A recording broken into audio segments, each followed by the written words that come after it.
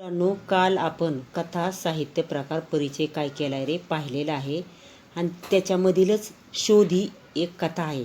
ती आपण काय करणार आहोत की पाहणार आहोत. आणि मग वपू काळे यांनी ही कथा काय केली की लिहिली गेलेली आहे आणि त्यांचा कालखंड 1932 ते 2001. मराठीतील सुप्रसिद्ध कथा लेखक, निबंधकार, नाटककार, कादंबरीकार, कथाकथनाचे अनेक कार्यक्रम, लोकप्रिय कथा आकर्षकपणे सांगण्याची विलक्षण हातोटी, लोंबकळणारी माणसं, पण माझ्या हातांनी, पेन सलामतो, ब्रह्मदेवाचा बाप, गुलमोहोर, कर्मचारी, कार्य भुललासी, एक सखे, वन फॉर द रोड, माया बाजार, सोर, संवादिनी, वलय, मी माणूस शोधतोय असे अनेक कथासंग्रह प्रकाशित. आकर्षक कथानके, ओघवती निवेदनशैली आणि चटपटीत संवाद यामुळे वपूंची कथा वाचक प्रिय. ही वाट एकटीची, पार्टनर या कादंबऱ्या, रात्र नको चांदणी हे नाटक आणि प्रपंच, पुन्हा प्रपंच या आकाशवाणीवरील लोकप्रिय नभोनाट्यांचे संग्रहही प्रकाशित. महाराष्ट्र शासनाचा पुरस्कार, पु.भा. भावे पुरस्कार, फाय फाउंडेशनचा पुरस्कार इत्यादी पुरस्कारांनी सन्मानित.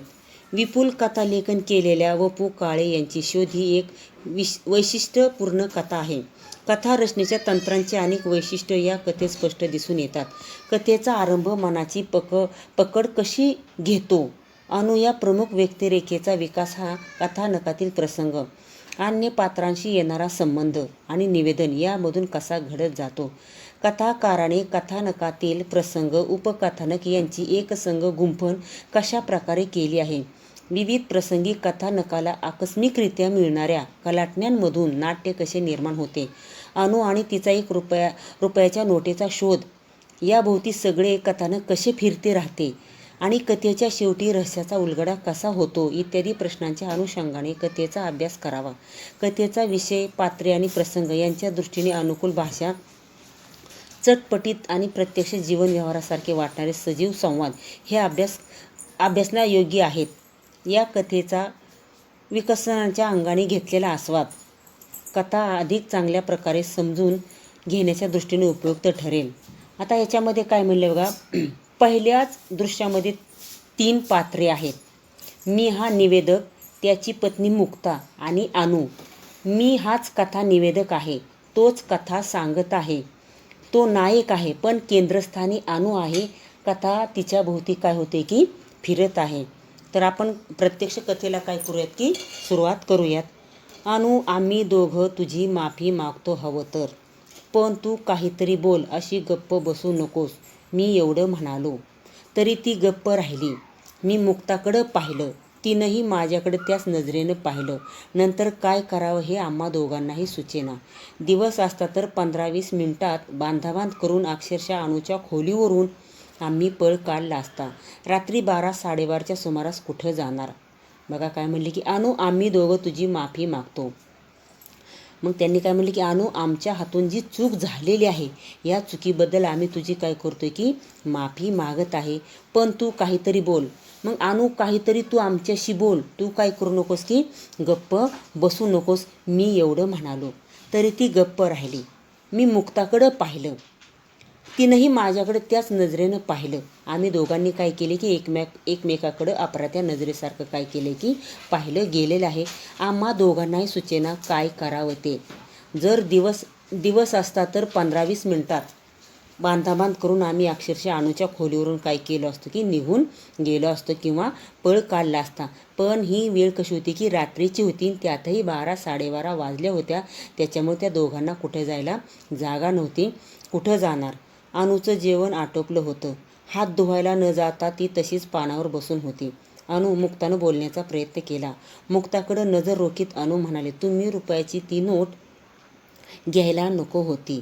तिच्या स्वरातली नाराजी, कडवटपणा आम्हा दोघांना जिव्हारी लागला. अनु समोरून उठून गेली. हातून घडलेली चूक कशी सुधारावी ह्यावर विचार करण्यात अर्थ नसल्यामुळं मी त्यावर मुळीच विचार करत नव्हतो. कारण घडलेली घटना दुरुस्त करता येईल ह्या स्वरूपाची नव्हती. सकाळपर्यंतचे काही तास अणूच्या खोलीवर कसे काढायचे एवढाच प्रश्न होता. एकमेकांशी ह्या विषयावर न बोलता तोच प्रश्न दोघांना सतावतो आहे हे दोघांनी ओळखलं होतं. बघा पुढे काय म्हटले की अणूचं जेवण आटोपलं होतं आणि अणू काय होती की तिचं जेवण झालं होतं, संपून गेलं होतं. हात धुवायला न जाता ती तशीच पानावर बसून होती. अनुचं जेवण झालं होतं तरीही ती हात धुवायला न जाता जेवलेल्या पानावर तशीच ती काय होती की बसून होती. मुक्तानं बोलण्याचा प्रयत्न केला. मी पुन्हा एकदा सांगते की कथेचा नायक आहे की मी आणि त्याची पत्नी मुक्ता आहे. तर मुक्तानं बोलण्याचा काय केला की प्रयत्न केलेला आहे. मुक्ताकडं नजर रोखीत आणू म्हणाली आणि मुक्ताकडे नजर रोखीत आणू म्हणाली म्हणजे एकटक बघत आणू म्हणाली, तुम्ही रुपयाची ती नोट घ्यायला नको होती आणि तुम्ही दोघांनी माझी जी 1 रुपयाची नोट होती ही नोट काय करायला पाहिजे होती की घ्यायला नको होती. तिच्या स्वरातली नाराजी कडवटपणा आम्हा दोघांना जिव्हारी लागला आणि अनुच्या बोलण्यामध्ये तिच्या स्वरामध्ये जी नाराजी होती किंवा थोडासा कडवटपणा जाणवला तो आम्हा दोघांच्या सुद्धा काय झाला आहे की जिव्हारी लागलेला आहे. जिव्हारी लागणे म्हणजे खूप दुःख होणे. अनु समोरून उठून गेली.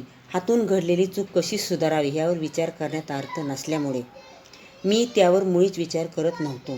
अनु समोरून लगेच काय झाले की उठून गेलेले आहे आणि ह्या दोघांच्या हातून घडलेली जी चूक आहे ही कशी सुधारावी ह्यावर विचार करण्यात अर्थ नसल्यामुळं मी त्यावर मुळीच काय करत नव्हतं की विचार करत नव्हतो. अगदी मी कसं होतं की गप्प बसून होतो. कारण घडलेली घटना दुरुस्त करता येईल ह्या स्वरूपाची नव्हती. म्हणजे घडलेली जी घटना अशी होती की ती दुरुस्त करता येईल ह्या हिशोबाची नसल्यामुळं आम्ही त्याच्यावर काय करत नव्हतो की विचार करत नव्हतो. सकाळपर्यंतचे काही तास अनुच्या खोलीवर कसे काढायचे एवढाच प्रश्न होता. म्हणजे सकाळपर्यंत अनुच्या खोलीवर कसं राहायचं हा त्या दोघांच्या मनामध्ये काय होता की प्रश्न निर्माण झालेला होता. एकमेकांशी ह्या विषयावर न बोलता तोच प्रश्न दोघांना सतावतो आहे हे दोघांनी ओळखलं होतं. म्हणजे आम्ही दोघं जरी एकमेकांच्या बरोबर त्या विषयावर बोललो नसलो तरीही तोच प्रश्न एकसारखा आम्हा दोघांना काय करतोय की सतावत आहे हे दोघांनी सुद्धा काय केले होतं की ओळखलं होतं. सकाळी तरी जाताना आम्ही काय करणार होतो. 100 वेळा बाई गं आमचं चुकलं असंच म्हणत अपराध्याप्रमाणे जिना उतरणार होतो ना. छे, it was just a problem आणि ब्लेमसुद्धा. सकाळीच पुन्हा सोडताना आज रात्री अनुच्या खोलीवर असा काही प्रकार घडणार आहे असं कुणी सांगितलं असतं तर आम्ही त्यावर विश्वास ठेवला असता काय. बाब निव्वळ 1 रुपयाची आणि तेवढ्यासाठी अनु असं करील. इतक्या वर्षाचा स्नेह विसरून अपमान करील. शक्य आहे. ती अनु इनामदार आहे हे आम्ही विसरलो. तिच्या विक्षिप्त स्वभावाचा आम्हाला विसर पडावा ह्यात तिची काही चूक नाही. तिचा हा असला विक्षिप्त स्वभाव मला खरं तर आवडलेला अगदी पहिल्यापासूनच. म्हणजे BA नंतर तिने आबासाहेबांचा निरोप घेतला तेव्हापासून. तिने घराला रामराम ठोकला हेही मला आबासाहेबांकडून समजलं. बघा पुढे काय म्हटले की सकाळी तरी जाताना आम्ही काय करणार होतो. म्हणजे सकाळ झाल्यानंतर आम्ही दोघं अनुच्या घरून जाताना काय करणार होतो हेच म्हणणार होतो की बाई आमचं चुकलं असं म्हणत अपराध्याप्रमाणे आम्ही जिने काय करणार होतो की उतरणार होतो. छे, it was just a problem आणि ब्लेमसुद्धा. म्हणजे किरकोळ ही अडचण आहे, किरकोळ काय की दोष आहे. सकाळीच पुन्हा सोडताना आज रात्री अनुच्या खोलीवर असं काही प्रकार घडणार आहे असं कुणी सांगितलं असतं तर आम्ही त्यावर विश्वास ठेवला असता काय. म्हणजे कथेचा नायक काय म्हणतोय की सकाळीच आम्ही पुण्यावरून अनुला भेटायला मुंबईकडे काय केलो की गेलेलो आहे. पण सकाळी जर पुन्हा सोडताना आम्हाला जर कोणी सांगितलं असतं की अनुच्या खोलीवर असा काही प्रकार घडेल तर त्यावर आम्ही विश्वास ठेवला असता काय. बाब निव्वळ 1 रुपयाचे आणि तेवढ्यासाठी अनु असं करील. म्हणजे त्या दोघांच्या मनामध्ये एकच असा विचार आलेला आहे की बाब फक्त 1 रुपयाची आहे आणि तेवढ्यासाठी अनु आपल्याला असं करील काय, अशी वागणूक देईल काय, इतक्या वर्षाचा स्नेह विसरून अपमान करेल. मग आपल्या इतक्या वर्षाचा जो स्नेह आहे, संबंध आहे हा विसरून आपला अनु काय करील, अपमान करील काय. ती अनु इनामदार आहे आम्ही विसरलो होतो आणि ती कोण आहे की अनु इनामदार आहे आम्ही काय केलं होतं की पूर्णपणे विसरून गेलेलो होतो. तिच्या विक्षिप्त स्वभावाचा आम्हाला विसर पडावा ह्यात तिची काही चूक नव्हती. म्हणजे तिचा विक्षिप्त म्हणजे काय तर तरेवाईक, लहरी. मग तिचा असा लहरी स्वभाव आहे हे आम्ही काय केलं होतं की विसरून गेलो होतो. याच्यामध्ये तिची काही चूक नव्हती. तिचा असा विक्षिप्त स्वभाव मला खरं तर आवडलेला. आणि कथेचा नायक मी काय म्हणतो की मला अनुचा असा लहरी स्वभाव काय झाला होता की आवडलेला होता अगदी पहिल्यापासून. म्हणजे BA नंतर तिनं आबासाहेबांचा निरोप घेतला तेव्हापासून. मग BA झाल्यानंतर अनुनं काय केलं आहे की आबासाहेबांचा निरोप घेतलेला आहे. तेव्हापासून मला अनुचा असा लहरी स्वभाव काय झाला होता रे मुलांनो, आवडला होता. तिनं घराला रामराम ठोकला हेही मला आबासाहेबांकडून समजलं. आणि तिनं घराला काय केले की रामराम ठोकला होता हे सुद्धा मला काय झालं की आबासाहेबांकडून समजलं आहे. बघा, मी हा कथेचा निवेदक आहे आणि तो आबासाहेबांना भेटला आणि अनु ही आबासाहेबांची काय आहे की मुलगी आहे. बघा, आबासाहेबांकडे सहज चक्कर टाकली एक रुटीन म्हणून. इकडच्या तिकडच्या गप्पा झाल्या आणि सहज विचारलं, आबासाहेब अनु माझ्या सगळ्या गोष्टी काय झाल्या की लक्षामध्ये आलेल्या आहेत. मला सगळ्या गोष्टींचा काय झाला आहे की अंदाज आलेला आहे. तिचं मला थोडंसं पटलं, थोडंसं म्हणण्यापेक्षा पुष्कळसं. काय पटलं? अनु म्हणाली, मी मुलीच्या जन्माला आले आहे तेव्हा माझं लग्न केल्याशिवाय तुम्ही मला सोडणार नाही आणि मी लग्नच करणार नाही. ह्यासारखेपणही मला करायचे नाहीत. म्हणजे आबासाहेब पुढे काय सांगतात की आलं लक्षात, एकूण अंदाज येऊन मी म्हणालो. तेवढ्यात आबासाहेब काय म्हणले की मला थोडंसं पटलं. थोडंसं म्हणण्यापेक्षा अनुच्या बाबतीत मला काय झालं की जास्त पटलं गेलेलं आहे. अनु सांगते की मी मुलीच्या जन्माला आली आहे तेव्हा माझं लग्न केलं तुम्ही काय करणार की मला सोडणार नाही आणि मी लग्नच करणार नाही. ह्यासारखेपणही मला नको आहेत. फक्त लग्नापूर्वी 5 वर्षे मला स्वतःची म्हणून जगायचे आहेत.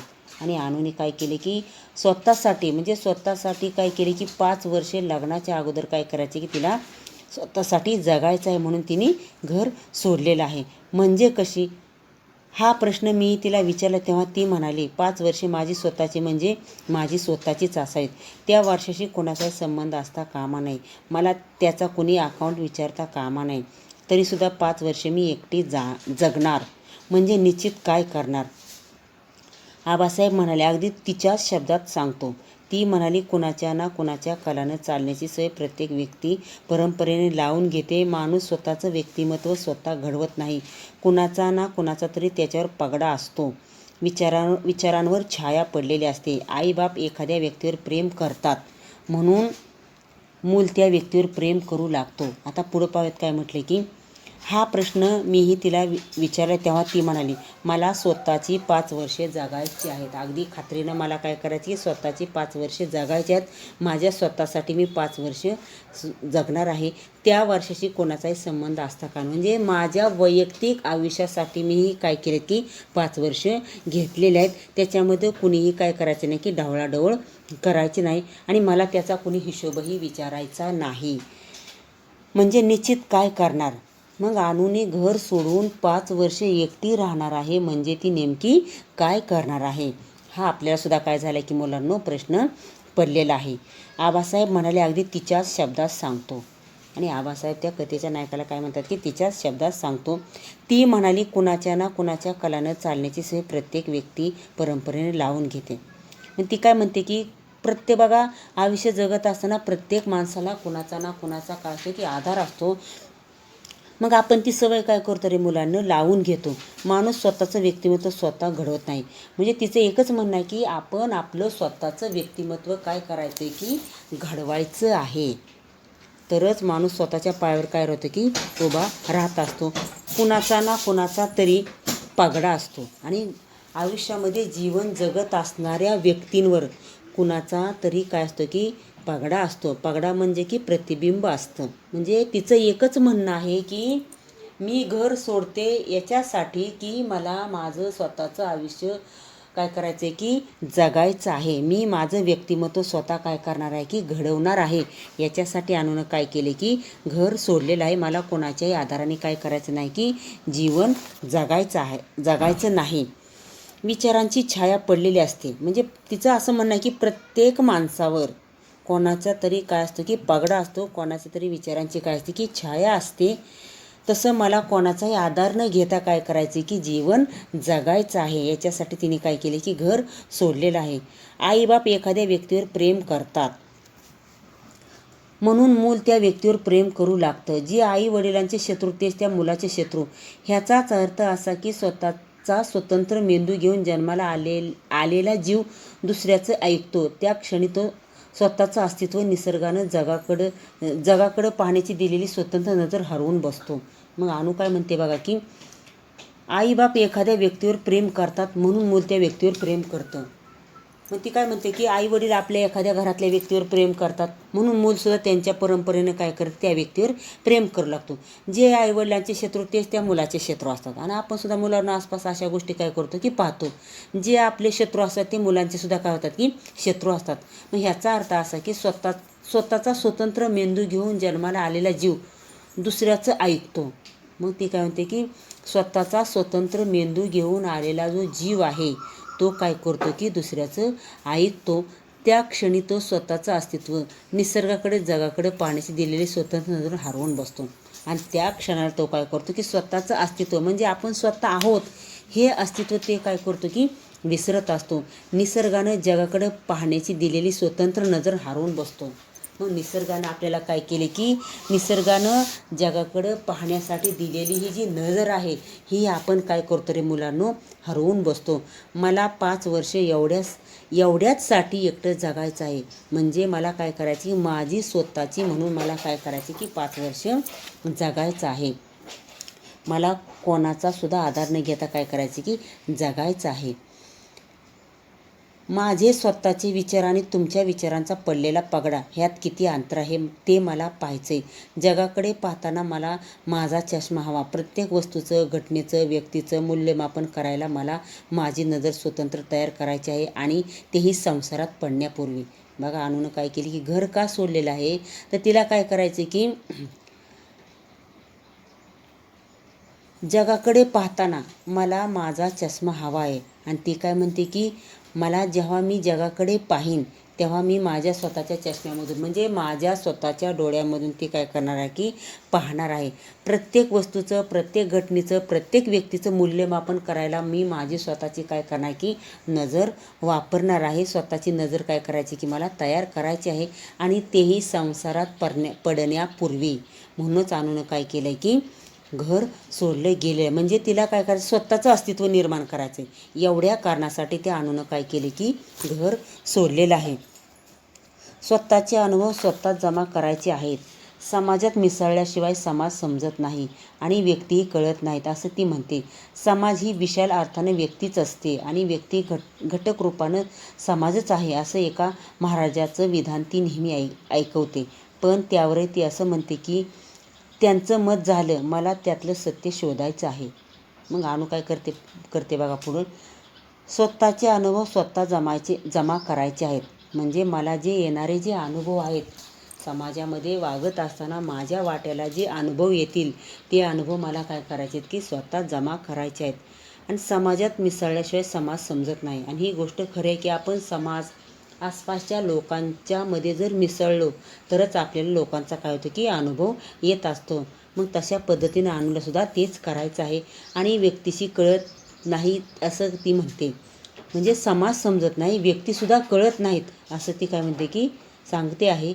समाज ही विशाल अर्थानं व्यक्तीच असते. आणि समाज हा काय की समाज हा विशाल अर्थानं व्यक्तीच आहे. समाजात वागणाऱ्या सुद्धा सगळ्या काय आहेत की व्यक्तीच असतात. व्यक्ती घटक रूपानं समाजच आहे आणि व्यक्तीसुद्धा घटक रूपाने काय की समाज आहे. आपण जेव्हा वावरतो त्यावेळी आपल्या आसपास सगळेच काय असतात की लोक असतात. एका महाराजाचं विधान ती नेहमी ऐकते. पण त्यावर ती असं म्हणते की ते त्यांचं मत झालं मला त्यातलं सत्य शोधायचं आहे. म्हणजे ती एका महाराजाचं विधान जरी ऐकत असली तरी त्यावर सुद्धा ती असं काय म्हणते की त्यांचं मत झालं. पण मला माझं स्वतःचं अस्तित्व काय करायचं आहे की निर्माण करायचं आहे आणि त्याच्यामध्ये असणारं सत्य मला काय करायचं आहे की शोधायचं आहे. म्हणजे ती नक्की काय करणार. नोकरी कसली. आधी नर्सिंग शिकणार नंतर नर्स होणार. नर्स हो नर्स का हे तिनं 2 दिवसापूर्वी पाठवलेल्या पत्रात लिहिलं आहे का पत्र. दाखवतो ना. आबासाहेबांनी पत्र दाखवलं. मजकुरातील त्या 2 ओळी विलक्षण होत्या. जीवनाचं सारं त्या 2 वाक्यात होतं. मला ते सुभाषित वाटलं.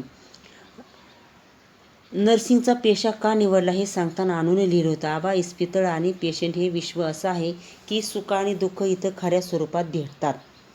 अनुनं मुंबईत KEMमध्ये नोकरी मिळवली. हॉस्पिटलच्या समोरच्या गलीत एका 3 मजली इमारतीत तिनं खोली मिळवली. बघा पुढे काय म्हणतात तर म्हणजे ती नक्की काय करणार. नोकरी कसली. आधी नर्सिंग शिकणार. म्हणजे आबासाहेब कथेच्या नायकाला काय म्हणतात की आधी ती काय करणार की नोकरी करणार पण आधी नर्सिंग शिकणार आहे, नंतर नर्स होणार आहे.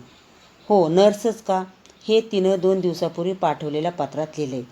म्हणजे तिनं नर्स का होणार आहे हे अनुनी आबासाहेबांना 2 दिवसापूर्वी जे पत्र पाठवलेलं आहे ना, त्या पत्रामध्ये तिनं सांगितलेलं आहे. आहे का पत्र? दाखवतो ना. आबासाहेबांनी पत्र दाखवलं आणि आबासाहेबांनी काय केले की पत्र दाखवलेलं आहे.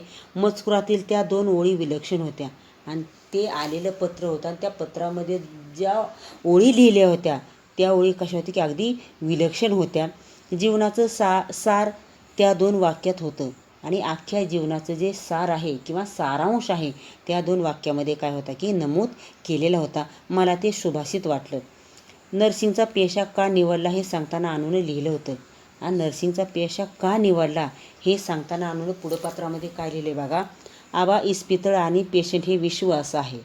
मग ती काय सांगते की आबा मी नर्सचा पेशा का निवडलेला आहे, तर दवाखाना आणि पेशंट हे असं विश्व आहे की त्या ठिकाणी सुख आणि दुःख खरं आपल्याला काय होतं की कळत असतं. खऱ्या स्वरूपामध्ये आपल्याला ते काय होतं की भेटत असतं. अनुनं मुंबईत KMमध्ये नोकरी मिळवली.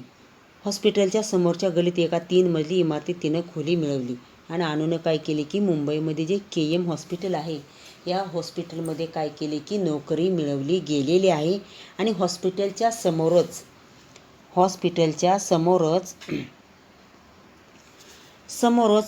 एका गल्लीत 3 मजली इमारतीत तिनं खोली मिळवलेली आहे. आणि हॉस्पिटलच्या समोरच एक हे आहे 3 मजली इमारत आहे आणि त्या इमारतीमध्ये अनुने स्वतःला राहण्यासाठी काय केली की एक खोली मिळवलेली आहे, सजवली. अनुनं मुंबईत बिराड थाटल्यामुळं मुंबईत उतरायचं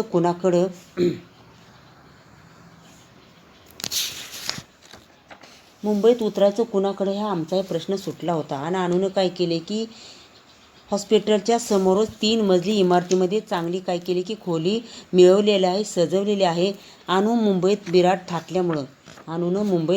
थाटल्यामुळं मुंबईत कुणाकडं उतरायचं हा आमचासुद्धा काय झाला की प्रश्न सुटला होता. आमच्या प्रत्येक खेपेत अनुनं काहीतरी नवा टप्पा गाठल्याचं आम्ही पाहत होतो. ती पोरगी केवळ वयानं वाढत नव्हती, अनुभवानं समृद्ध होत होती.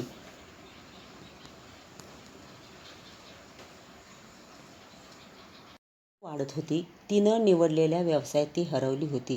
ते तिचं विश्व बनलं होतं. तिनं अख्खं KM जिंकलं होतं. Doctor, surgeons, physicians, dean, matron, तिच्या समव्यवसायी भगिनी आणि पेशंट मंडळीसुद्धा. हे सगळं पाहून मी तिला एकदा म्हणालो होतो, अनु तू डॉक्टर्स व्हायला हवं होतंस का? तुझी बुद्धी, कामावरची निष्ठा, स्टॅमिना हे सगळं पाहिलं की वाटतं नर्सिंगच्या व्यवसायात तू वाया जात आहेस. तुझी कॅलिबर डॉक्टर होण्याची आहे. अनु पटकन म्हणाली, म्हणूनच मी नर्स झाली. म्हणजे काय? डॉक्टर होणं सोपं आहे असं मला वाटत गेलं. मला जितकी बुद्धी परमेश्वराने दिली आहे तेवढी बुद्धी, शिक्षण, परवडण्याइतका पैसा आणि तुफान अभ्यास करण्याची तयारी, इतक्या भांडवलावर कुणीही डॉक्टर होऊ शकेल. मी तर नक्कीच झाले असते.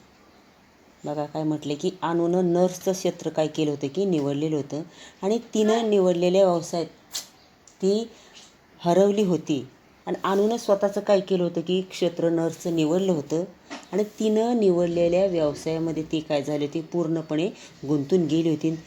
तेच क्षेत्र तिचं काय झालं होतं की विश्व बनलं होतं. तिनं अख्खं KM जिंकलं होतं आणि अनु ज्या ठिकाणी नोकरी करत होती त्या ठिकाणी तिनं काय केलं होतं, अख्खं KM हॉस्पिटल जिंकलं होतं. मग त्याच्यामध्ये बघा डॉक्टर्स आहेत, सर्जन्स, फिजिशियन्स, डीन, मेट्रन, तिच्या समव्यवसायी भगिनी आणि पेशंट मंडळीसुद्धा. हे सगळं पाहून मी तिला एकदा म्हणालो होतो आणि तिचं हे कार्यकर्तृत्व पाहून आबासाहेब तिला काय म्हणाले, अनु तू डॉक्टर्स व्हायला हवं होतंस. मग तू नर्स होण्यापेक्षा अनु तू काय करायला हवं होतंस की डॉक्टर्स व्हायला हवं होतंस का? तुझी बुद्धी, कामावरची निष्ठा, स्टॅमिना हे सगळं पाहिलं की वाटतं. म्हणजे आबासाहेब तिला काय म्हटलं की तू का डॉक्टर व्हावं असं मला वाटत होतं की कारण तुझी ती बुद्धी आहे, तुझ्या कामावरची निष्ठा, कामावरचं प्रेम, तुझा स्टॅमिना आणि ह्या सगळ्या गोष्टी पाहिलं की मला असं वाटतं की तू डॉक्टर झाली असती किंवा डॉक्टर व्हावंच वाटतं. नर्सिंगच्या व्यवसायात तू वाया जात आहेस.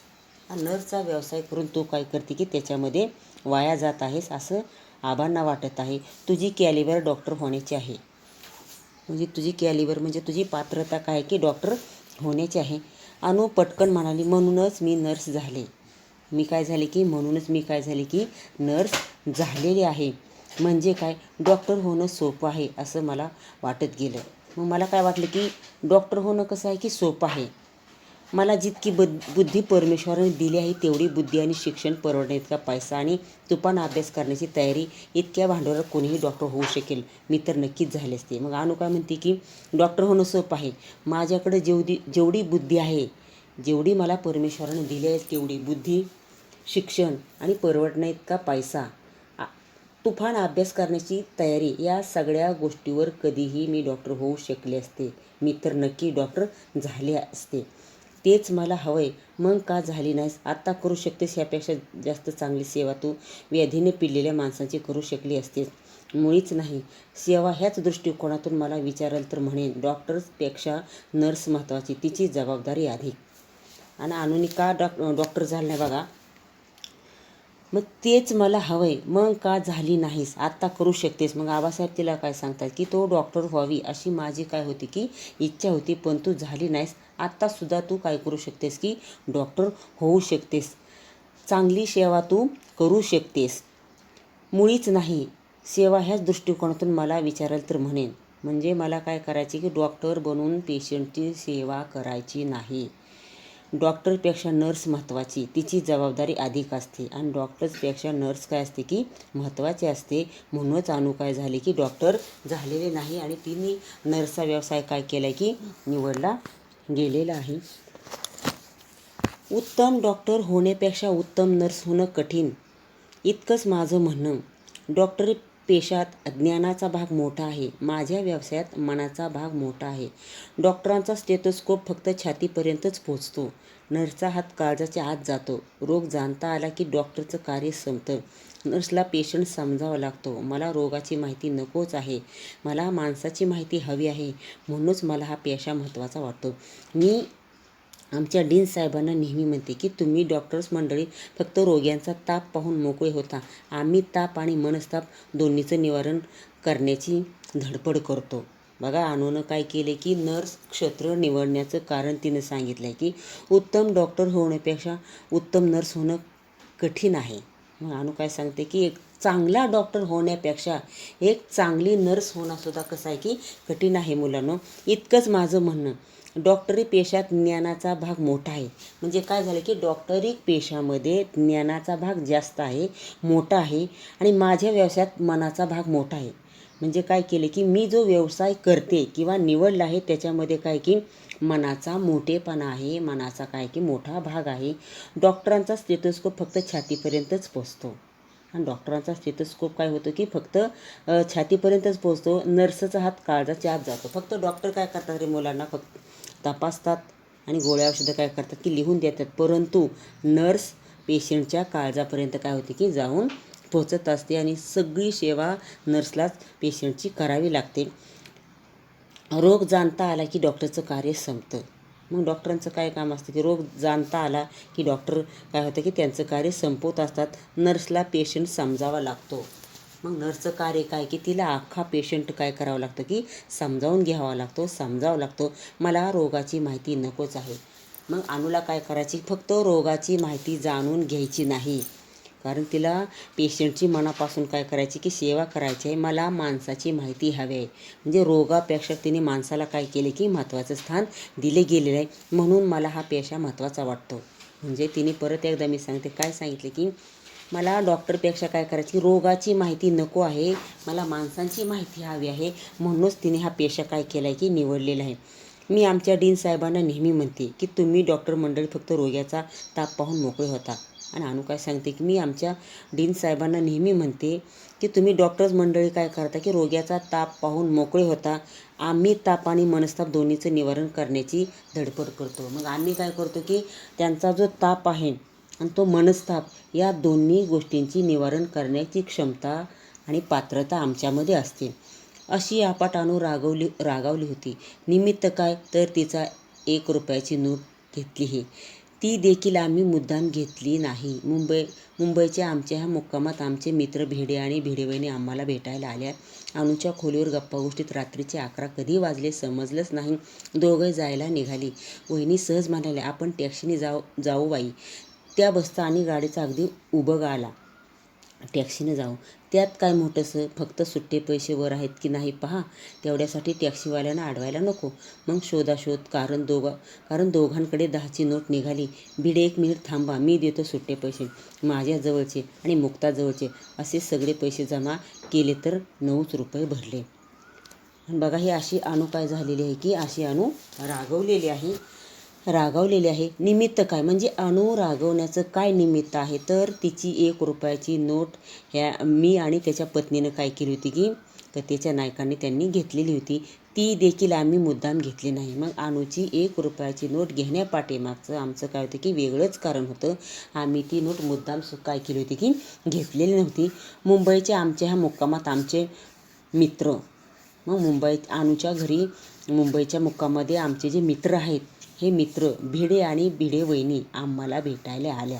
मग आम्हाला ते दोघं काय झाले होते की भेटायला आलेल्या आणि अनुच्या खोलीवर गप्पा गोष्टीत रात्रीचे 11 कधी वाजले समजलंच नाही. मग अनुच्या खोलीवर गप्पा मारता मारता रात्रीचे 11 कधी वाजले हे आम्हाला काय झाले की समजले नाही.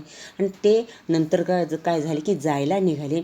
वहिनी सहज म्हणाल्या, मग भिडे वहिनी भिडे काकांना सहज म्हणाल्या, आपण टॅक्सीने जाऊ बाई. मग आपण काय करायचे की टॅक्सीने जाऊ. त्या बसचा आणि गाडीचा अगदी उबग आला आहे. मग त्या रोजच बसने जायचं, गाडीने जायचं, याचा काय झाला की कंटाळा आलेला आहे. म्हणून आपण काय करायचं की आज टॅक्सीनं जायचं आहे. त्यात काय मोठंसं, फक्त सुट्टे पैसेवर आहेत की नाही पहा. तेवढ्यासाठी टॅक्सीवाल्यांना अडवायला नको. मग त्यात काय मोठंसं, तुमच्याकडे सुट्टे पैसे आहेत की नाहीत याची तुम्ही काय करायचे की खात्री करायची आहे. आणि शहरसारख्या ठिकाणी बघा, उदाहरणार्थ टॅक्सीवाले असतात, रिक्षावाले असतात, हे सुट्टे पैशांसाठी काय होतात की अडवत असतात. मग शोधाशोध, कारण दोघांकडे 10ची नोट मिळाली. मग ती काय झाली की मग शोधाशोध झाली आणि त्या दोघांच्याकडे काय झाली की 10ची नोट मिळालेली आहे. 1 मिनिट थांबा, मी देतो सुट्टे पैसे. आणि मग त्यांनी काय सांगितले की मुक्ताच्या पत्नीने म्हणजेच कथानायकाने काय सांगितले की मी देतो सुट्टे पैसे माझ्याजवळचे आणि मुक्ताजवळचे असे सगळे त्यांनी जमा केले. आणि त्याच्यामध्ये सगळे जमा केल्यानंतर काय झाले की 9च रुपये भरलेले आहेत. अहो चालेल, 1 रुपया कमी, भिडे वहिनी म्हणाल्या. वा, असं कसं, 1 मिनिट थांबा, एखादा रुपया कुठं मिळेल, मी अनुच्या कपाटात पाहते. मुक्तानं अनुचं कपाट उलटपालट केलं पण पैसे सापडले नाहीत. भिडे जायला निघाले. तोच काहीसं आठवून मुक्ता म्हणाली, 1 मिनिट थांबा, रुपया मिळेल. कुठं आहे? अनुच्या टेबलावर आहे. त्या काचेखाली तिने एक नोट ठेवली आहे. आणि बघा, 1 रुपयासाठी त्यांची काय झाली की शोधाशोध चालू झालेली आहे. अहो चालेल, 1 रुपया कमी, भिडे वहिनी म्हणाल्या. मग भिडे वहिनी काय म्हणाल्या की जाऊ दे, आमच्याकडे 1 रुपया काय आहे की कमी आहे. वा, असं कसं, 1 मिनिट थांबा, एखादा रुपया कुठंही मिळेल, मी अनुच्या कपाटात पाहते. मग मुक्तानं काय सांगितले की 1 रुपया कमी असायला नको, 1 रुपया मी काय करते की अनुच्या कपाटामध्ये शोधते. मुक्तानं अनुचं कपाट उलटपालट केलं आणि या मुक्तानं काय केले की अनुचं कपाट उलटपालट केलेलं आहे. भिडे जायला निघाले. मग भिडे काय झाले की लगेच जायला निघाले. तोच काही साठून मुक्ता म्हणाली. मग लगेच मुक्ताच्या लक्षात आलं की घरात कुठंतरी तिने काय केलं होतं की 1 रुपया पाहिलेला होता. काहीसं आठवून मुक्ता म्हणाली, 1 मिनिट थांबा, रुपया मिळेल. मग काहीसं आठवून काय झाले की मुक्ता म्हणाली, 1 रुपया आपल्याला कुठेतरी मिळेल. कुठं आहे? अनुच्या टेबलावर काय आहे? त्या काचेखाली तिने एक नोट ठेवली आहे. आणि मुक्तानं काय केले की अनुच्या टेबलावर तो रुपया होता, तो रुपया काय केला आहे की घेतलेला आहे. That's good. मी आणि भिड्यांनी टेबलावरची ती अखंड काच वर उचलली. मुक्तानं पटकन खाली हात घालून नोट काढून घेतली. भिडे पती पत्नी निघून गेले. अनु कामावरून परतली. तिच्या रिवाजाप्रमाणे तिनं आंघोळ केली. मग ती पानावर बसली. आम्ही दिवसभराच्या हकीकती सांगितल्या आणि मध्येच मुक्तानं काचेखालची नोट भिड्यांना दिल्याचं सांगितलं. मग आम्ही काय केलं होतं की मी आणि भिड्यांनी टेबलावरची, मग भिड्यांनी आणि त्या मीने काय केली की टेबलावरची अखंड काच वर उचलली आणि मुक्तानं पटकन खाली हात घालून नोट काढून घेतली. मग मुक्तानं काय केलं की त्या टेबलाच्या खाली असणारी 1 रुपयाची नोट काय केली की पटकन काढून घेतलेली आहे. भिडे पत्नी निघून गेल्या. भिडे पत्नी निघून गेल्या. अनु कामावरून परतली आणि अनु काय झाले की कामावरून परतली आहे. अनु कामावरून आल्यानंतर तिच्या रिवाजाप्रमाणे तिने काय केले की आंघोळ केली. मग आंघोळ केली आणि ती जेवायला बसली. दिवसभराच्या हकीकती सांगितल्या. मग काय केले की मुक्तानं आणि तिच्या कथेच्या नायकानं मीनं काय केले की दिवसभराच्या हकीकती अनुला सांगितलेल्या आहेत. आणि मध्येच मुक्तानं काचेखालची नोट भिड्यांना दिल्याचं सांगितलं. आणि ह्या अशा गप्पा मारत असताना मध्येच मुक्तानं काय केले की काचेखालची 1 रुपयाची नोट घेतल्याचं अनुला काय केले की सांगितलं गेलेलं आहे. एकाएकी अनुचा नूर बदलला. अनु गप्प झाली. आम्हाला चोरट्यासारखं झालं. मी घाईघाईनं म्हणाल, सुट्टे पैसे आणतो उद्या आणि लगेच तुझी नोट. Kindly stop it. अनुनं तुकडाच तोडला. शेवटी मी म्हणालो, अनु आम्ही दोघं तुझी माफी मागतो हवं तर. तू काही बोल. त्यावर जरा वेळानं ती म्हणाली, तुम्ही ती नोट घ्यायला नको होती. आणि काय झालं बघा, मुक्तानं तिला सांगितलं की आम्ही तुझी काय केली की 1 रुपयाची नोट घेतलेली आहे. अनु गप्प झाली. मग तिच्या 1 रुपयाची नोट घेतल्यामुळं अनु काय झाले की गप्प झालेली आहे. आम्हाला चोरट्यासारखं झालं. चोरट्यासारखं म्हणजे की अपराधी वाटले. मी घाईघाईनं म्हणालो. मग मीनं काय केली की घाईघाईनं सांगितलं, सुट्टे पैसे आणतो आणि उद्या अनुची 1 रुपयाची नोट आपण काय करायची की देऊन टाकायची आहे. अनुनं तुकडाच तोडला. शेवटी मी म्हणालो, अनु आम्ही दोघं तुझी माफी मागतो. आणि अनुनं काय केले की मग ती दोघं तिच्याकडं माफी मागायला लागलेली आहेत. पण तू काहीतरी बोल. त्यावर जरा वेळानं ती म्हणाली, तुम्ही ती नोट घ्यायला नको होती. मग अनुने काय केले की ती रुपयाची नोट घेतल्यामुळं अनु पूर्णपणे गप्प झाली होती. गप्प बसली. ती जरा वेळ काहीही बोलली नाही आणि थोड्या वेळाने लगेच म्हणाली की तुम्ही ती नोट घ्यायला नको होती. कितीतरी वेळ हा सगळा इतिहास आठवत मी गॅलरीत उभा होतो. मुक्ता आत आली. अनु काय करत होती हे कळत नव्हतं. तेवढ्यात मुक्ता गॅलरीत आली. मी पाहिलं तर मुक्ताच्या अंगावर बाहेर जायचे कपडे. हे काय बाहेर जायचे? आत्ता कुठं? भिड्यांकडं कशाला? त्यांच्याकडे ती नोट अजून असेल का ते पाहायचे, असं अनु म्हणाली. आणि बघा पुढं काय झालं की कितीतरी वेळ हा सगळा इतिहास आठवत मी गॅलरीत उभा होतो. आणि कितीतरी वेळ झालेल्या गोष्टीबद्दलचा इतिहास आठवत कथेचा नायक काय होता की गॅलरीमध्ये उभा राहिलेला होता. आणि त्याच्याकडे ती मुक्ता काय झाली की आत आलेली आहे. अनु काय करत होती हे कळत नव्हतं. आणि अनु नेमकं काय करत होती आणि तिच्या डोक्यामध्ये काय विचार चाललेले आहेत हे सुद्धा त्या दोघांना काय झालं की कळेल नाही. तेवढ्यात मुक्ता गॅलरीत आली. मग तेवढ्यात मुक्ता काय झाली की गॅलरीमध्ये आलेली आहे. मी पाहिलं तर तिच्या अंगावर बाहेर जायचे कपडे. आणि मी मुक्ताकडं पाहिलं तर मुक्ताच्या अंगावर काय होते की बाहेर जाण्याच्या तयारीत असलेले तिने कपडे घातले होते. हे काय बाहेर जायचे? आत्ता कुठं? भिड्यांकडं. मग तिने सांगितले की आपल्याला आता काय करायचं आहे की भिड्यांकडं जायचं आहे. त्यांच्याकडे ती नोट अजून असेल का ते पाहायचं आहे, असं अनु म्हणाली. मग अनु त्या दोघांना म्हणाली की आता आपल्याला काय करायचं आहे की भिड्यांकडं जायचं आहे, असं अनु म्हणाली. It is your madness. मी पटकन म्हणालो, आय ॲक्सेप्ट दिस कमेंट. अनु पुढे येत म्हणाले. आणि तिने सांगितले की इन शुद्ध वेडेपणा आहे. अनु म्हणाली, मी तुमच्याशी काही की सहमत आहे. अनु तीच नोट नेमकी टॅक्सीवाल्याला गेली असेल, कारण सुट्ट्या पैशाचाच प्रश्न होता. शक्य आहे नेमकी तीच नोट टॅक्सीवाल्याकडे गेली हे मला भिड्यांकडून कळू दे, मग मी थांबेन. मग अनुनं काय केले की त्या 1 रुपयाच्या नोटेचा काय केला की शोधाशोध घ्यायला सुरुवात केलेली आहे. अनु तीच नोट नेमकी टॅक्सीवाल्याकडे गेली असेल. मग त्यांनी सांगितले की टॅक्सीवाल्याला त्यांनी ती नोट दिली असेल त्या सुट्ट्या पैशांमध्ये. शक्य आहे नेमकी तीच नोट टॅक्सीवाल्याकडे गेली हे मला भिड्यांकडून कळू दे, मग मी थांबेन.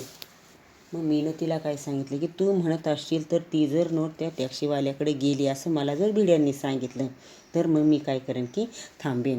अनु माझं ऐकशील? गळ घालू नका. मी ऐकणार नाही. माझा स्वभाव तुम्हाला माहीत आहे. ज्या टप्प्यापर्यंत माणूस प्रयत्न करू शकतो त्याच्या पलीकडे थांबणारी बाई मी नव्हे. नोटेच्या बाबतीतला माझा प्रयत्न भिड्यांच्या घरापाशी थांबतो. तिथपर्यंत जायलाच हवं. ह्या वेड्यात आम्हाला भाग घेण्यापासून गत्यंतर नव्हतं. आम्हीच गुन्हेगार होतो ना. आम्ही टॅक्सी पकडली. टॅक्सीत बसल्यावर मी म्हणालो, अनु त्या नोटेसाठी तू एवढं का करत आहेस? त्या मागं तशाच भावना आहेत. खाजगी नसेल फार तर सांगतेस. नोट मिळाली तर सांगेन. मुक्ताने एक नुसताच हुंकार दिला. अनुनं त्यातला अर्थ जाणला की ती म्हणाली, नोट मिळेल असं वाटतं मला. मिळो बापरे. मग पुढे बघा काय होते की अनु माझं ऐकशील. गळ घालू नका, मी ऐकणार नाही. आणि अनुने काय केले की मीचं आणि मुक्ताचं काय केले की ऐकलं नाही. माझा स्वभाव तुम्हाला माहीत आहे. मग ती त्यांना म्हणते की मी कशी आहे किंवा माझा स्वभाव कसा आहे हे तुम्हा दोघांनासुद्धा काय आहे की माहिती आहे. ज्या टप्प्यापर्यंत माणूस प्रयत्न करू शकतो त्याच्या अलीकडे थांबणारी बाई मी नाही. आणि ती सांगते की ज्या टप्प्यांपर्यंत प्रयत्न करू शकतो त्याच्या अलीकडे थांबणारी मी बाई नाही. नोटेच्या बाबतीतला माझा प्रयत्न भिड्याच्या घरापाशी संपतो. मग ती काय सांगते की मला माझी 1 रुपयाची नोट काय करायची की शोधायची आहे. आणि नोटेच्या बाबतीतला माझा जो प्रश्न आहे तो भिड्यांच्या घरापाशी काय होतो की थांबतो आहे. कारण ती नोट त्या भिडे काका आणि काकूंना दिलेली होती. तिथपर्यंत जायलाच हवं. ह्या वेडात आम्हाला भाग घेण्यासून गत्यंतर नव्हतं. मग अनुच्या म्हणण्याप्रमाणे ह्या वेडामध्ये ह्या दोघांनासुद्धा भाग घेण्यासून काय नव्हतं की गत्यंतर नव्हतं. आम्हीच गुन्हेगार होतो ना. आम्ही टॅक्सी पकडली. टॅक्सीत बसल्यावर मी म्हणालो, अनु त्या नोटेसाठी तू एवढं का करत आहेस. मग आम्ही काय केले की एक टॅक्सी पकडली आणि टॅक्सीत बसल्यानंतर मीनं काय केले की अनुला विचारलं की त्या 1 रुपयाच्या नोटेसाठी तू एवढं का करत आहेस. त्यामागं तशाच भावना आहेत. मग तिने सांगितलं की त्या 1 रुपयाच्या नोटेच्या पाठीमागं माझ्या तशाच भावना आहेत. म्हणून मला ती कसल्याही परिस्थितीत माझी गेलेली 1 रुपयाची नोट मला काय करायची की पाहिजे आहे. खाजगी नसेल फार तर सांगतेस. नोट मिळाली तर सांगेन. मग जर तुझी त्याच्या पाठीमागं काय खाजगी गोष्ट नसेल तर तू आम्हाला काय करू शकतेस की सांगू शकतेस. पण अनु काय म्हणाली की ज्यावेळी माझी 1 रुपयाची नोट मिळेल त्यावेळेस मी तुम्हाला काय करणार आहे की सांगणार आहे. मुक्तानं एक नुसताच हुंकार दिला. अनुनं त्यातला अर्थ जाणला. आणि त्या मुक्तानं काय केले की नुसता एक आपला सहज हुंकार दिला. मग त्या हुंकारामध्ये काय आहे हे काय केले की जाणलेलं आहे. नोट मिळेल असं वाटतं मला. मग ती काय म्हणते की मला असं वाटते की माझी अशी अपेक्षा आहे की मला ती नोट काय करायला पाहिजे की मिळायला हवी. मिळो बापडी. लॅमिंग्टन रोड पोलीस स्टेशन दिसतात. मी टॅक्सी थांबवली. पोलीस स्टेशन शेजारच्याच इमारतीत 4थ्या मजल्यावर जायचं होतं. आम्ही भिड्यांच्या दरवाजापाशी आलो तर आत दिवा जळत असल्याचं व्हेंटिलेटरमधून दिसलं. कडी वाजवताना संकोच त्यामुळे मी कमी वाटला. दार उघडताच तुम्ही, हा जो भिड्यांनी प्रश्न केला तो अपेक्षित होता. या. आम्ही ताबडतोब बसलोच. 4 जिन्यांचा हा परिणाम. आम्ही आत्ताच आलो हे तुमच्या पुढे, भिडे वहिनी म्हणाल्या. काय सांगताय काय. आमच्या घरून निघून तर चांगला 1.5-1.5 तास झाला तुम्हाला. मी आश्चर्याने म्हणालो. सांगतो काय प्रकार झाला तो. तुमच्या घरून निघालो ही म्हणाली त्याप्रमाणे टॅक्सी केली. 15 मिनिटात त्याने इथपर्यंत आणलं आणि एक प्रचंड घोटाळा झाला. बघा आता पुढे ते अनु काय करते की 1 रुपयाच्या नोटेचा शोध घेत आहे. लॅमिंग्टन रोड पोलीस स्टेशन दिसताच मी टॅक्सी थांबवली. आणि लॅमिंग्टन रोड पोलीस स्टेशन दिसतात काय केले की त्यांनी टॅक्सी थांबवलेली आहे. पोलीस स्टेशनच्या शेजारच्याच इमारतीत 4थ्या मजल्यावर जायचं होतं. आणि आम्हाला काय करायचं की पोलीस स्टेशनच्या शेजारी एक मोठी इमारत होती आणि त्या इमारतीमध्ये आम्हाला काय करायचं की 4थ्या मजल्यावर जायचं होतं. आम्ही भिड्यांच्या दरवाजापाशी आलो आणि आम्ही काय केले की भिड्यांच्या दरवाजापाशी आलो तर आत दिवा जळत असल्याचं व्हेंटिलेटरमधून दिसलं. आणि ज्यावेळेस आम्ही भिड्यांच्या दरवाजाजवळ गेलो त्यावेळी आम्हाला दरवाजामधून आत असं दिसलं की दिवा जळत आहे व्हेंटिलेटरमधून. म्हणजे काय तर घरात हवा येण्या जाण्यासाठी दारावरच्या तिरप्या पातळ काय केल्या असतात की पट्ट्या बसवलेल्या असतात. तशी ती चौकट असते. कडी वाजवताना संकोच त्यामुळं कमी वाटला. मग आम्हाला आत असं कळलं की त्यांच्या घरामध्ये दिवा चालू आहे. मग भिडे काका आणि काकू काय आहेत की अजून जाग्याच आहेत. त्याच्यामुळं आम्हाला कडी वाजवायला काय जरा संकोच कमी वाटला. दार उघडताच तुम्ही, हा जो भिड्यांनी प्रश्न केला तो अपेक्षित होता. मग दार उघडताच आम्ही दारात सगळेजण दिसलो. त्यावेळी भिड्यांनी काय केलं की तुम्ही इथं कसं असा काय केलं त्यांनी प्रश्न केलेला आहे. आम्ही ताबडतोब बसलो. 4 जिन्यांचा परिणाम. आम्ही घरात गेल्यानंतर लगेच काय झालं की बसलो गेलेलं आहे. कारण त्यांनी काय केले की 4 जिन्याच्या पायऱ्या चढून ते वर गेलेले आहेत. आम्ही आताच आलो हे तुमच्या पुढं. मग त्यांनी सांगितले की आम्ही तर आता एवढ्यातच तुमच्या पुढं काय झालं की येऊन बसलेलं आहे. भिडे वहिनी म्हणाल्या, काय सांगताय काय, आमच्या घरून निघून तर चांगला तास दीड तास झाला तुम्हाला. मग त्यांनी काय सांगितले की तुम्ही खरंच काय सांगताय, कारण आमच्या घरून निघून तुम्हाला काय झालं की तास दीड तास झालेला आहे आणि तुम्ही आत्ता एवढ्या उशिरा काय झालं की कसे पोचलात. मी आश्चर्याने म्हणालो. आणि कारण कोणालाही आश्चर्य वाटण्यासारखी काय की गोष्ट आहे. मग बऱ्याच सांगतो काय प्रकार झाला तो. तुमच्या घरून निघालो हे म्हणाले, त्याप्रमाणे टॅक्सी केली.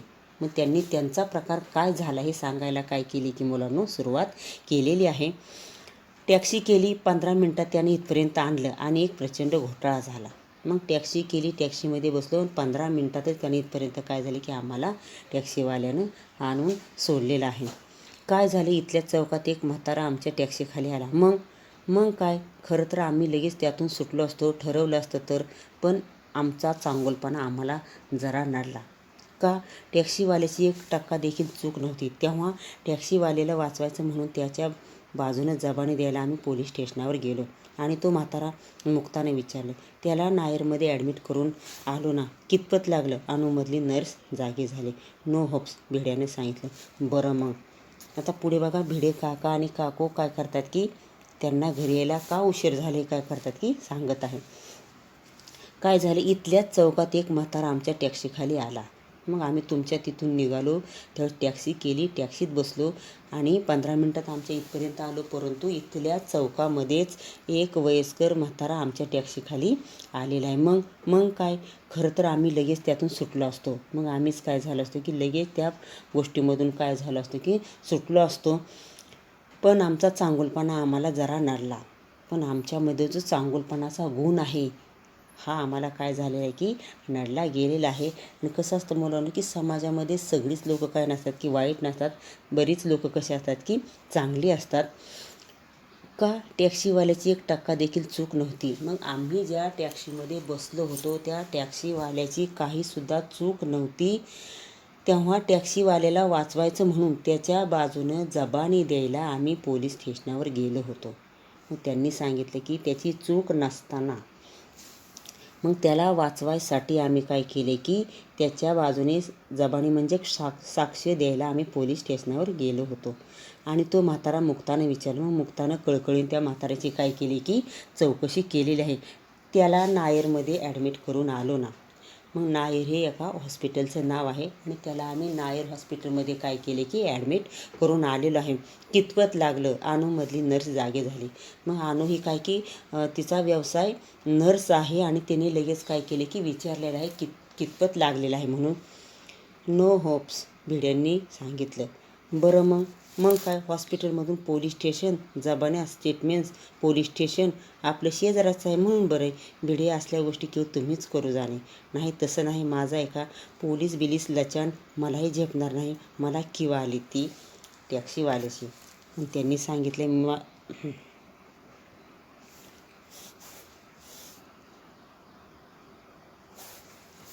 मग काय, हॉस्पिटलमधून पोलीस स्टेशन, जबान्या, स्टेटमेंट, पोलीस स्टेशन आपलं शेजारचं आहे म्हणून. मग भिड्यांनी पुढं काय प्रकार घडला हे सांगायला काय केली की सुरुवात केलेली आहे. भिडे ह्या असल्या गोष्टी केवळ तुम्हीच करू जाणे. मग मीनं त्यांना काय म्हणलं की भिडे ह्या असल्या गोष्टी केवळ तुम्हाला जमतात, तुम्हीच ह्या गोष्टी करू जाणे. तसं नाही, माझं ऐका, पोलीस बिलीस लचान मलाही झेपणार नाही. भिडे काका काय म्हणतात की माझं जरा ऐका, पोलीस वगैरे हे लचान मला काय होणार की झेपणार नाही. मला कीव आली ती टॅक्सीवाले ड्रायव्हरची आणि मला काय झाली की मला कीव आली. कीव येणे म्हणजे की माया येणे. आणि मला माया आली की त्या टॅक्सीवाल्या ड्रायव्हरची. बिचारा नुकताच त्या व्यवसायात आलेला आणि त्यांनी काय तुम्ही आमच्या पाठोपाठ आता कसे काय आलात. आमच्या आगमनाचं कारण कितीही चमत्कारिक असलं तर ते सांगावं लागणार होतं. अनुकडे नजर टाकीत मी म्हणालो, भिडेसाहेब, मागाशी आपण जी टेबलावरची काचेच्या खाली ठेवलेली नोट काढली ना, त्या नोटेसाठी आम्ही आलो आहोत. त्या नोटेच्या बाबतीत आमच्या अनुच्या तशाच काही भावना आहेत.